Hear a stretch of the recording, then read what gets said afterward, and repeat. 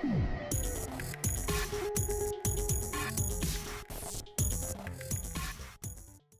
everyone, Steven here, and today I have a chair from Dowinx. This is one of their luxury series chair. They offer a ton of different chairs on their website that you can look at, so this is just one option to choose from. With this, I'm going to talk about the specifications, some of the build material of this chair first before getting into the build process, and then I'll talk about what I like, potentially don't like, in the gray area before wrapping the video up. With that being said, let's get into the dimensions first. So for the bottom portion from the ground to the base, it is 17 to 20 inches. So you get that 3 inches of overall height adjustment. The base is 20.5 inches long and then 20 inches wide. From that base to the top of the chair, it is 32.5 inches. And then at the largest middle portion of the chair, where your shoulders would roughly be, it is 24 inches. Max weight here will be 400 pounds, and then max height is roughly 6'1". For build materials here, this is mostly made of plastic, but there is some metal with the framing, and then you're going to have the polyurethane that covers this, which has an interesting stitching pattern in it. It also has holes to make it more breathable. Here they're saying this has 54% elasticity boost, 60% less pressure during prolonged sitting, and then 30 degrees Fahrenheit cooler perceived temperature. Some of that kind of to me seems like just advertising jargon. I don't know that it's realistically going to have these results. I do know that it does feel cooler compared to the other pleather type material chairs that I've used in the past, and I do think that does have to do with the holes and how breathable this is compared to those. But here it says retro leather, 33x more breathable. Again, we have the holes in that, and I think part of that is also the stitching pattern that they're using. I don't know what retro leather means though. And then we have the moisture wicking design, and then bionic breathing sponge. I don't know what that means, bionic breathing, but it is a sponge based seat cushion, while the lumbar support feels more like memory foam, and then the headrest for sure is memory foam. Shifting over to the build process, this is one of the longer chairs that I've built, coming in roughly at 34 minutes. And the reason for that is because you have to build everything when it comes to this chair. So this is 100% assembly with everything. And there's a trade-off with that, because the box that this comes in is so much more condensed and smaller compared to other chairs. So there is far less waste when it comes to this. So although those other chairs may take 10 to 15 minutes less in regards to the time to build, they come with a much larger footprint in terms of all of the packaging and everything else, which again seems very wasteful. But the build process itself was extremely straightforward. The instructions are easy to follow. You get all the tools that you need to make this, and then you do get some spare parts. Shifting over to the physical adjustments, for the total height adjustment, this can raise and lower a total of 3 inches. For the reclining, this can go from 90 degrees all the way back to 165 degrees, with small 5 to 10 degree locks between the 90 and 165 degrees, which gives you a lot of lockable angles to choose from, and not just 3 or 4 that most office chairs have. This can also rock a total of 15 degrees by unlocking the chair with a handle on the bottom for even more reclining potential if you want. For the leg rest, this can extend roughly 14.5 inches from the edge of the seat cushion to the outside edge of the leg rest. The leg rest can lock at a ton of different positions because it creates a lock when you rotate it, so it can't actually backtrack. This creates a huge amount of potential angles to choose from for the leg rest, which I haven't seen on any chair that I've used in the past that has a leg rest. And for the neck support, you have this removable neck pillow that is made of memory foam that is very, very comfortable. And for the lumbar support pad, this doesn't attach to the chair. It is free floating. There's no strap that holds it in place, but this does have a vibration function or a massage function. And here you have 3 adjustable modes: normal, strong, and then intermittent, which is like a pulsating mode. On the side, you have the power on and off button, and then you have the mode select button. And if you don't want to use this and you don't want that long cable just hanging off of the chair, there is a connection pin close to the lumbar support pillow here that you can just unplug that, and then you won't have that cable hanging down. So now that I've covered these specs, building process, and physical adjustments, let's get into what I like about this chair. I have to judge this off of its price point, and this is one of the more affordable chairs I've reviewed, coming in at a third or even a fourth of the cost of some of these other chairs that I've looked at. And it's geared more towards gamers. Although anybody can use this chair, it definitely has that gamer aesthetic to it. And I will say I really do like the aesthetics with this chair. I like the other color options that they have as well. So they do offer you a good amount of variability, not only with this model, but with all of their other models as well. But the aesthetics of a chair don't really matter if it isn't comfortable, and I'm happy to report that this is a really comfortable chair. It definitely kind of cups the body, which I like.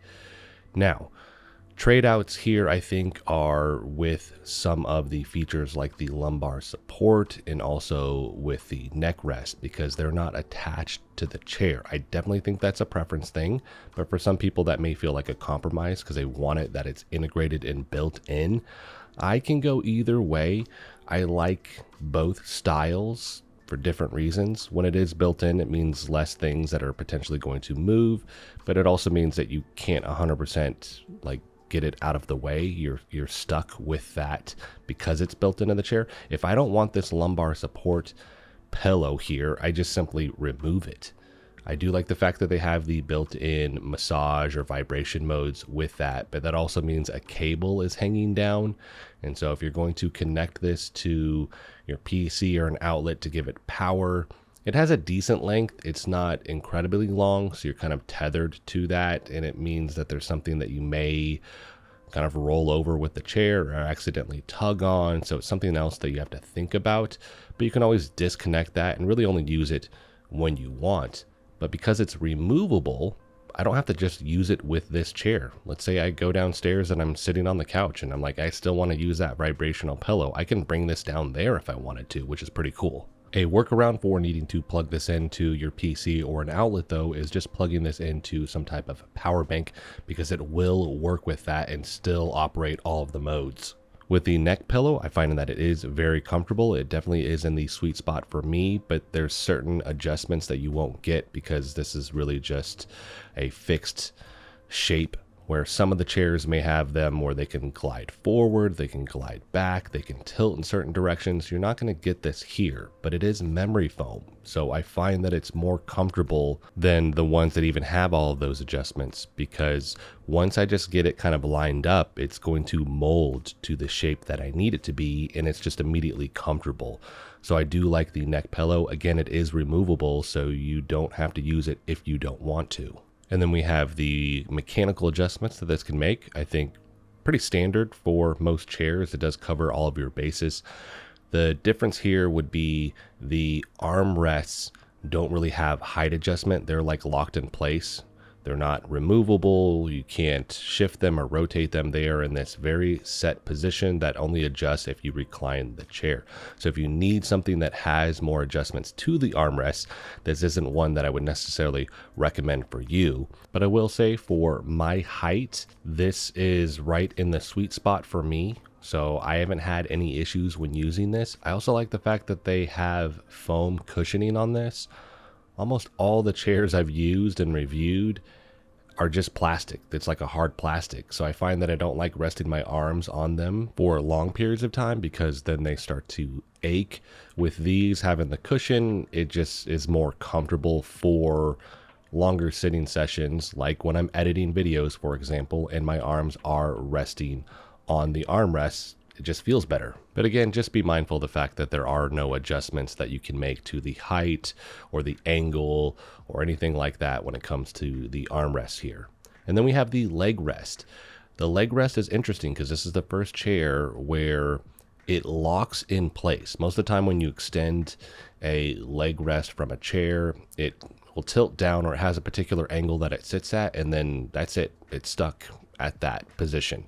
Here, it has this locking mechanism where wherever you're going to put it, it holds in that position, and I like that feature. But I will say this is a little bit on the shorter end. I wish this just had a little bit more length to it for taller individuals that may use this chair, but keep in mind the cap here on height is roughly 6 foot. This is also the foam cushioning on this as well, and not just hard plastic, which most chairs just have hard plastic. So it doesn't feel great if you're gonna rest your legs on it for a long period of time. You don't have that issue here. And then we have the pleather, the polyurethane leather material on this, where they're saying that it is more breathable, and I can attest to that. It is more breathable, because the issue with pleather is that it can get really hot as you're sitting there. This definitely doesn't feel like it gets as hot as other chairs that I've used in the past that have that same material, because of the holes and how they've made this breathable, which is awesome. It still will get warm though. So they haven't 100% eliminated it, but it definitely feels much improved compared to any other chair with the same material that I've used. So there is a lot of good stuff going on with this chair. It is far more affordable for anybody that doesn't want to drop a ton of money on a chair while still providing great comfort, great aesthetics, and a ton of adjustments for you. I don't have any outright negatives with this chair that I found, which is awesome. The gray area stuff would be some of the things that I just kind of touched on, which is things like, do you need an adjustable armrest? Because if you do, this may not be the right chair for you. Do you want a fixed lumbar or neck support option with your chair? This doesn't have that, but I also think that could be seen as a good thing, because these are removable. You do not have to use them. You can also move them. Like I mentioned, I could take the lumbar support pillow, take it downstairs, use it on the couch, where I can get that vibration and massage function somewhere else, not just with this chair, which I think is pretty cool. And then with the polyurethane material here, it is definitely cooler than other chairs, like I mentioned, that have that same material, but it still can get a little bit warm. So if you are prone to being extremely hot, maybe keep that in mind. This will be better, like I said, but it still will be a factor. So that is going to wrap this video up. I think Dowinx has an incredible chair on their hands, as this is really comfortable. It has really good aesthetics and a ton of adjustments that you can make to it, all coming in at a really solid price point. This thing isn't going to break the bank like other chairs out there on the market. But here's the thing, maybe this one doesn't quite speak to you. They have a ton of other chairs on their site that you can look at as well that may suit your needs better than this one. So I definitely would check those out and just see what they have to offer. So that is going to be it for this one. I will have a link for this in the description if you want to pick it up. If you have any questions about this that maybe I didn't answer or cover in this video, let me know in the comment section. And if you like the video, hit the like button for me, as it helps the channel out. If you want to continue to follow along with all my content, hit the subscribe button for me. And as always, thanks so much for watching, and I'll see you in the next video.